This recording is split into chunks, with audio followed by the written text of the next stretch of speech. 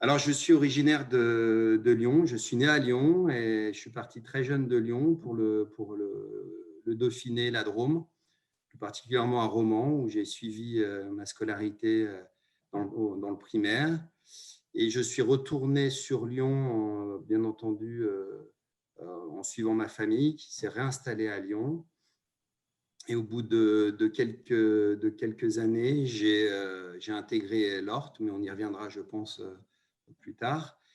Puis, je me suis très vite trouvé une vocation pour les arts culinaires. J'avais une passion pour Paul Bocuse, en bon lyonnais, et un rêve, c'était de rejoindre ses équipes. Et très vite, je me suis donné comme objectif de le faire. J'en avais plusieurs, mais celui-là m'était vraisemblablement accessible.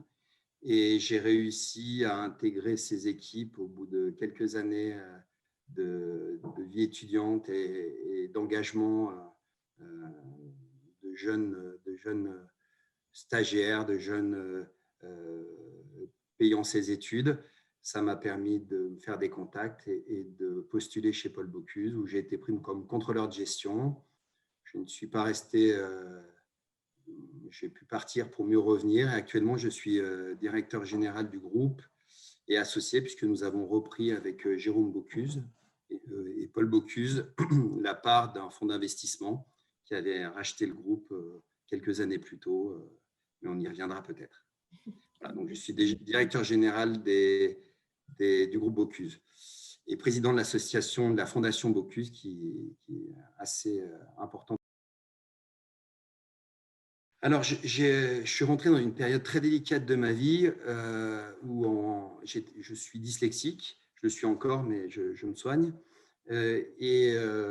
Où l'ORT m'a donné ma chance, alors que peu d'établissements ou plus aucun me donnait ma chance. C'est-à-dire que j'étais en collège privé à l'internat, parce que mon père essayait de me soigner de mes différents maux.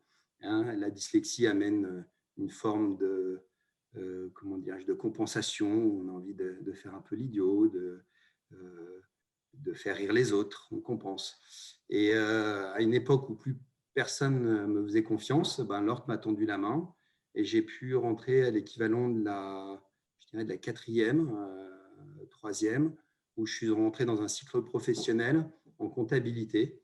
Voilà, et où j'ai vécu des choses aussi difficiles pendant cette période, le départ de mon frère d'un accident de voiture, et où j'ai été beaucoup aidé par des dames notamment, et par la qualité de l'enseignement qui était à part, où on faisait confiance à l'élève, et il y avait une part de spiritualité qui était très importante à mes yeux, mais une spiritualité que je pouvais toucher du doigt par l'exemplarité de certains enseignants que je n'avais pas forcément vécu dans d'autres collèges privés ou dans l'enseignement public. Alors, la dyslexie, oui, elle a été flagrante chez moi. Hein. Il y a beaucoup de 10 en ce moment, c'est à la mode. Alors, au-delà de la mode, on est plus proche des enfants et c'est très bien. Et d'ailleurs, c'est ce que j'ai trouvé alors une éducation assez matriarcale, orientale, que j'aime beaucoup. La dyslexie, elle a été décelée chez moi, je pense, au CM1, CM2, avec des cours d'orthophonie. Parce que j'avais même des difficultés à décrocher le téléphone ou j'avais un stress à mémoriser certaines choses. Et dès que le stress arrivait, j'avais une perte de moyens. Mais chez l'orthophoniste, curieusement, je me concentrais, je me faisais violence, entre guillemets. Ça allait bien. Et puis, je retournais en cours. Et là, j'avais moins 40, moins 20 en orthographe. Voilà, et je compensais, j'avais une agilité en mathématiques. Voilà, je commence maintenant à comprendre ce qu'elle dit, la dyslexie. Mais la confiance qu'on m'a redonnée en moi compensait largement tous les pseudo-spécialistes, vous voyez, qui m'aidaient à me remettre les mots dans l'ordre, à l'écrit ou à l'oral. Donc, c'était simplement le fait qu'on me donne qu'on ait confiance en moi. Voilà. Je vais vous donner un exemple très précis. J'ai rédigé pour la première fois en français à l'ORT une synthèse de poèmes, je crois, de mémoire. Et Et pour la première fois, c'est Madame Garot. Il y avait 2 dames qui s'appelaient Garot, Madame Garot, qui m'a écrit « Quel sens littéraire ?» Vous voyez, avec un point d'exclamation. Je n'en attendais pas tant. J'avais une sensibilité littéraire, mais je faisais tellement de fautes d'orthographe que les professeurs, auparavant, ne voyaient que les fautes d'orthographe. Tandis que Madame Garot, une partie de l'enseignement de l'ordre, une grande partie, je pense aux femmes, aux éducatrices, aux femmes des dirigeants de l'Orthe Lyon, regardaient encore une fois à travers les apparences. Vous savez, la vie, elle est faite de carrefours. Hein. Voilà. On fait des choix, certainement pas toujours les bons, je n'ai peut-être pas fait toujours les bons, mais on m'a orienté, et puis au-delà de carrefours, on m'a fait monter des carrefours, des croisements de chemin, hein, on m'a fait monter des marches alors, sur la confiance en soi, voilà. Sur le regard bienveillant. J'en avais tout autour de moi, mais il fallait, vous savez, on a des familles tous formidables. La grande majorité en France, on a des gens qui nous aident, mais quand c'est des personnes étrangères dans le monde de l'éducation qui vous font confiance, qui vous accordent du crédit, ça vous rebooste. Quand pour dont je souffrais moi, je pense que 3/4 des hommes manquent de confiance en eux, sinon on n'avancerait pas. Mais un dyslexique plus particulièrement, je pense, puisqu'il ne peut pas se faire confiance. Même il peut réviser 4 fois, il va intervertir un prénom. Voilà. Ou alors, il faut qu'il arrive à se concentrer, à maîtriser.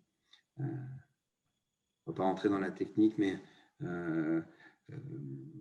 vous, pour aller chercher un mot dans votre esprit, vous allez le chercher par des lettres. Hein, voilà. Nous, les dyslexiques, on a des images devant les yeux et on doit piocher. Donc, si on n'arrive pas, ça fait entonnoir, ça se bloque et l'effet inverse se crée. Il a fallu que je le comprenne. Je ne me suis pas nécessairement fait aider. J'ai lu. C'est connais-toi toi-même, encore une fois. Voilà. Et l'ORT m'a aidé à reprendre confiance, c'est-à-dire je peux maîtriser ça. Voilà. Et on me fait confiance pour que je maîtrise ça. Peut-être que si je n'avais pas été à l'ORT, et c'est certain, surtout avec ce qui m'est arrivé humainement, après, j'avoue que le drame humain que ma famille a vécu m'a obligé vis-à-vis de mes parents à être bon élève. En termes d'éducation, une maman, c'est beaucoup, mais si l'Institut Paul Bocuse, Saint-Thomas d'Aquin était mon papa, c'est des prénoms d'hommes, tout ça. Et Saint-Thomas, vous voyez, croyez que ce qu'il voyait, ou Estovir, soit un homme en latin, ben, pour être un homme, il faut une maman avant, et je pense à l'Orte. Voilà.